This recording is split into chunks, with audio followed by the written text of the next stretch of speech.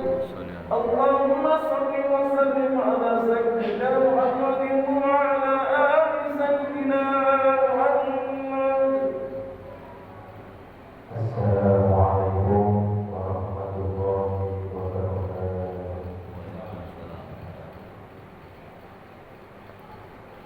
الله أكبر الله أكبر الله أكبر الله أكبر. أشهد أن لا إله إلا الله. أشهد أن لا إله إلا الله. أشهد أن محمدا رسول الله. أشهد أن محمدا رسول الله.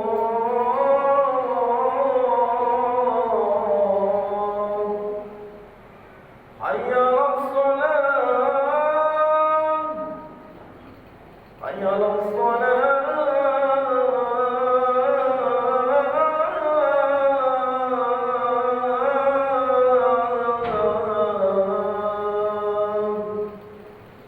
حي على الفلاح. حي على الفلاح.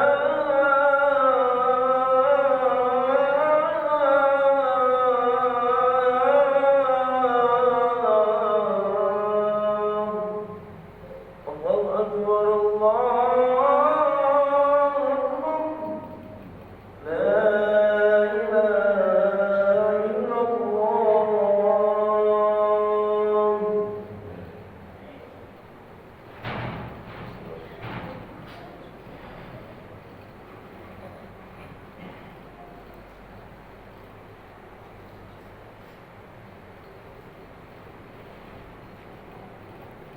Alhamdulillah, Alhamdulillah. Asyhadu an la ilaha illallah wahdahu la syarika lah, wa asyhadu anna Muhammadan abduhu wa rasuluh la nabiyya ba'dah. Allahumma shalli ala sayyidina Muhammadin wa ala alihi wa sahbihi wa mawala. Amma ba'd. فيا عباد الله أوصيكم وإياي بتقوى الله. قال الله تعالى: يا أيها الذين آمنوا اتقوا الله حق تقاته ولا تموتن إلا وأنتم مسلمون. Para hadirin jamaah salat Jumat yang dimuliakan oleh Allah, pada kesempatan yang berbahagia ini di hari Jumat yang penuh dengan keberkahan ini, marilah kita tingkatkan ketakwaan kita kepada Allah SWT dengan memaksimalkan ibadah kita, baik ibadah yang fardhu maupun ibadah yang sunnah. Ini juga dengan menjauhi seluruh larangan-larangan dari Allah SWT, karena tipu daya, syaitan dan juga provokasi, sehingga kita masuk jurang maksiat yang tidak diridhoi oleh Allah. Pada hari jamaah salat yang dimuliakan Allah, fenomena umat Islam pada zaman dahulu dan juga pada zaman sekarang ini, yaitu kita masuk era modern digital 4.0. Setelah masa COVID ini, semua aspek kehidupan kita dipenuhi dengan ruang lingkup kita. Tidak lepas dari munculnya aliran-aliran dan juga agama Islam yang kita cintai. Berbagai macam aliran di era modern ini sangat baik, seperti yang dijelaskan oleh Rasulullah dalam hadis, yang mana umat Islam suatu saat akan terpecah menjadi 73 golongan, dan hanya satu golongan yang selamat, yaitu Ahlus Sunnah wal Jamaah.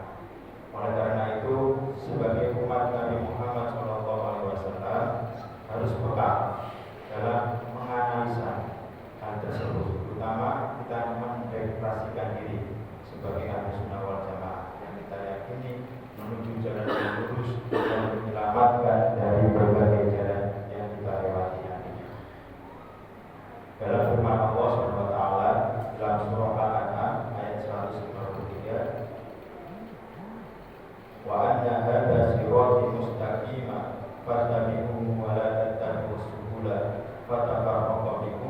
sabili, dan bahwa yang kami perintahkan ini adalah jalanku, maka ikutilah dia, dan jangan kamu mengikuti jalan-jalan yang lain, karena jalan-jalan itu mencerai-beraikan kamu dari jalannya.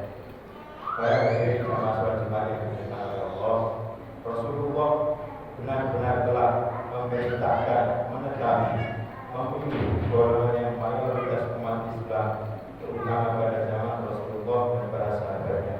Di dalam sebuah hadis, beliau menjelaskan, alaikum bisunnati wa sunnatil khulafa'ir rasyidin al-mahdiyyin adu 'alaiha bin nawajib. Wajib kalian semua memegang sunnahku dan sunnahnya para penggantiku, yaitu Abu Bakar, Umar, Utsman, dan Ali. Maka gigitlah dengan gigi geraham, peganglah dengan kuat. An Ibnu Umar an Nabi sallallahu alaihi wasallam qol, inna Allaha la yajma'u ummati 'ala dhalalah abadan wa yad'ullaha ma'al jama' fatabi'u sawadal aqwam wa man shadda finnar. Dari Abdullah bin Umar dari Nabi sallallahu alaihi wasallam beliau bersabda, sesungguhnya Allah menjelaskan, tidak bersepakat umatku untuk berbuat kesesatan selama-lamanya. Kekuasaan Allah bersama jamaah, maka ikutilah golongan yang paling banyak, mayoritas.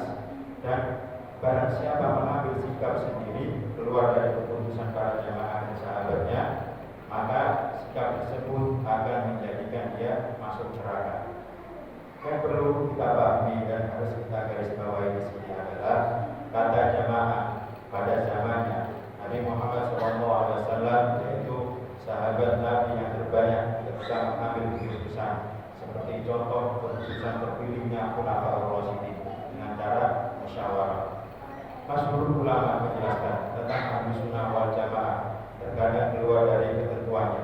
Maka pada abad 6 Hijriah lebih lanjut menjelaskan yang dimaksud Ahlus Sunnah wal Jamaah adalah secara akidah kita mengikuti Imam Asy'ari dan Maturidi dan mengikuti mazhab 4, serta akhlak mengikuti Imam Junaid al-Baghdadi dan Imam al-Ghazali, sehingga perumusan Ahlus Sunnah wal Jamaah yaitu suatu kelompok Islam yang memegang teguh Al-Quran dan Sunnah serta ijma' dan qiyas. Para hadirin jamaah sholat Jumat yang dimuliakan oleh Allah, muncul berbagai macam pertanyaan yang sudah umum. Mengapa kita harus bermadhab? Kok tidak langsung kembali pada ajaran Al-Quran dan Al-Hadis? Kesadaran kita yang penuh dengan pertimbangan, lemah kemampuan ilmu keagamaan kita, keterbatasan pola cara berpikir kita sebagai faktanya. Hal ini yang menjadikan kita bertanya, kepada siapa kita bertanya sebagai rujukan atau tempat kembali? Maka jawabannya adalah bertanya kepada orang yang ahli di bidangnya. Siapa itu? Yaitu di bidang akidah adalah Asy'ari dan Maturidi, dalam bidang fikih adalah mazhab 4, Hanafiyah, Malikiyah, Syafi'iyah, dan Hanabilah. Fas'alu ahla-dzikri in kuntum la ta'malun. Maka bertanyalah pada orang yang mempunyai pengetahuan jika kamu tidak mengetahuinya. Surah An-Nahl ayat 43. Dan sebagai kesimpulan, tatanan agama Islam yang dapat kita bertanggungjawabkan adalah Ahli Sunnah wal Jamaah yang akidahnya Asy'ari dan Maturidi. Sisi fikihnya adalah mazhab 4 yang disempurnakan dengan tasawuf. Akhlaknya Imam Al-Junaidi Al-Baghdadi dan Imam Al-Ghazali. Demikian tugas singkat ini kami sampaikan. Semoga bermanfaat bagi kita semua. Kebenaran dari Allah Azza wa Jalla dan kesalahan mungkin dari diri hamba khotib yang penuh dengan kebaikan ini. Barakallahu li wa lakum fil Qur'anil azim wa nafa'ni wa iyyakum bima fihi min ayati wa dzikril hakim wa taqabbalallahu minna wa minkum tilawatahu innahu huwas samiul alim. Aqulu qawli hadza wastaghfirullahal azim innahu huwal ghafurur rahim. Allahumma salli ala sayyidina Muhammadin wa ala ali sayyidina Muhammad.